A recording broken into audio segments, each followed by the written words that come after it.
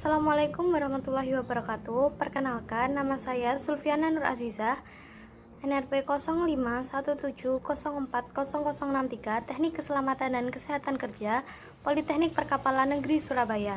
Di sini saya akan mempresentasikan proposal tugas akhir saya yang berjudul Prototipe Safety Button sebagai langkah cepat tanggap dalam pemberian pertolongan pertama pada kecelakaan maupun situasi darurat pada pengguna jalan dengan analisis black spot sebagai peletakannya.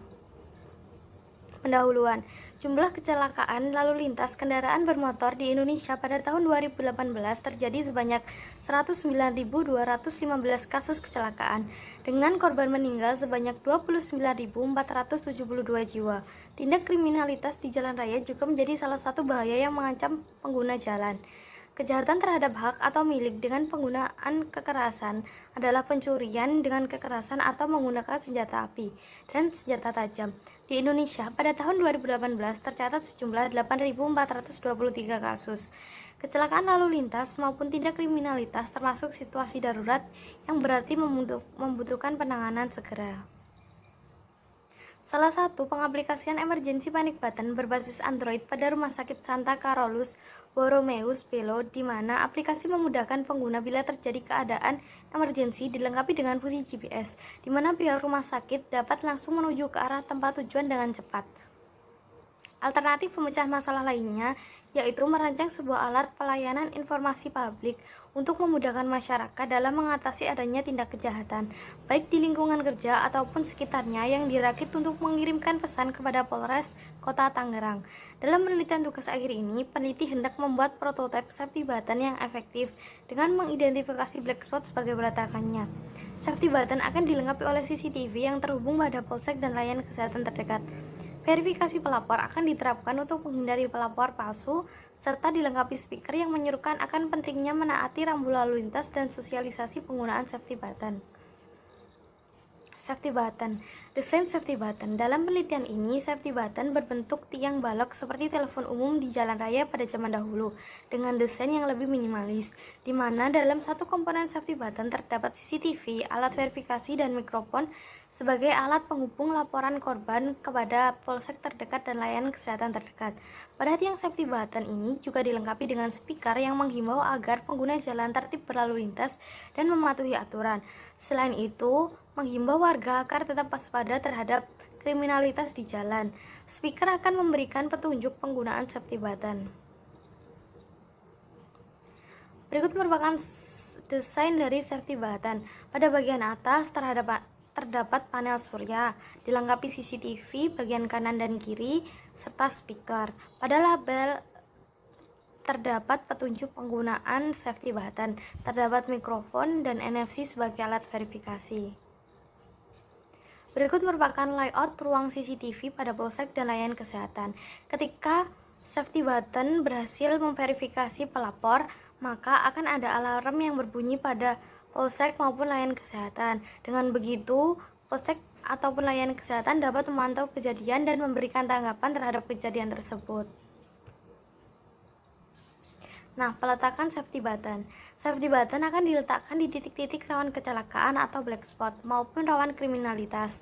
Titik-titik rawan kecelakaan akan dihitung berdasarkan jumlah kecelakaan, tipe pada kecelakaan, kendaraan yang terlibat dalam kecelakaan, dan keparahan korban kecelakaan.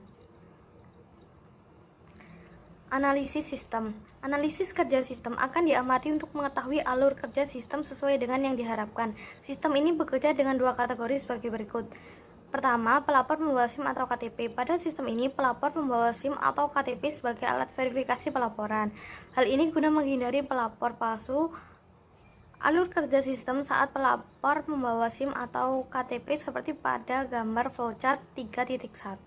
Pelapor melakukan verifikasi menggunakan KTP atau SIM. Verifikasi diterima, laporan dibuat. Alarm pada polsek dan layanan kesehatan berbunyi. Mikrofon aktif, pelapor dapat melaporkan langsung kepada polisi dan layanan kesehatan. Polisi dan layanan kesehatan dapat melihat kejadian melalui CCTV. Yang kedua, pelapor tidak membawa SIM atau KTP. Pada sistem ini, pelapor tidak membawa SIM atau KTP sebagai alat verifikasi pelaporan. Alur kerja sistem saat pelaporan tidak membawa SIM atau KTP sebagai gambar flowchart 3.2. Pada sistem kerja jenis 2, ketika mesin verifikasi menolak, maka sistem akan memberikan informasi melalui speaker berupa nomor telepon polsek dan layanan kesehatan terdekat. Pada label informasi juga terdapat nomor telepon dari polsek dan layanan kesehatan terdekat. Berikut flowchart 3.2. Pelapor tidak dapat melakukan verifikasi menggunakan KTP atau SIM, sistem menolak, sistem memberikan saran untuk menghubungi kantor polisi terdekat. Bila perlu, dapat menghubungi layanan kesehatan terdekat. Perancangan dan pembuatan alat. Pada tahap ini yaitu merancang dan membuat alat yang pertama.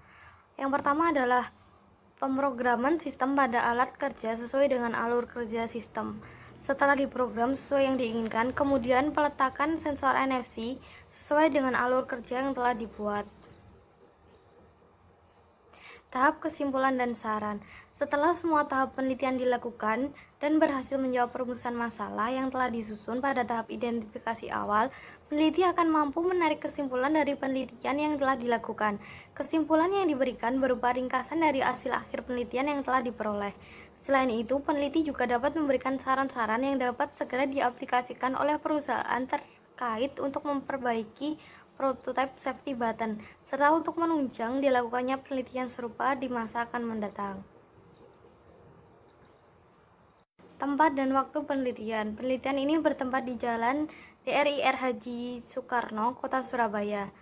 Tempat ini dipilih karena peneliti merasa tempat tersebut merupakan black spot sehingga memerlukan inovasi untuk mempercepat evakuasi saat kecelakaan. Penelitian ini akan dilaksanakan dalam kurun waktu 6 bulan, yakni sejak Januari 2020 hingga Juli 2020.